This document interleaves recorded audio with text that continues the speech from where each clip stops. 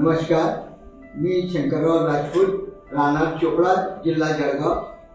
माझी मिसेस नामी सिंधुबाई राजपूत यांना कॅन्सरचा आजार असल्यामुळे तर त्यांच्या गर्भपेशीच्या तोंडावरती कॅन्सरसारखी गॅस असल्यामुळे आम्ही ह्या हॉस्पिटलमध्ये ॲडमिट केलं. व ह्या हॉस्पिटलामध्ये जेव्हा आम्ही पेशंटला आणलं त्या टायमाला अश्विनी नागमोडे मॅडम व डॉक्टर विशालो मॅडम यांच्या काळजीपूर्वक आणि चांगल्या याच्याने त्यांनी ट्रीटमेंट केली, सगळी तपासणी केली, विशेष सहकार्य केलं.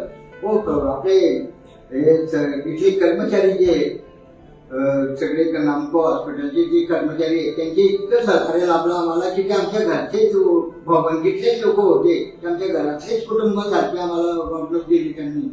आणि आमची बाई आता 100% पूर्ण बरी झालेली आहे, आजार कुठलाही राहिलेला नाही.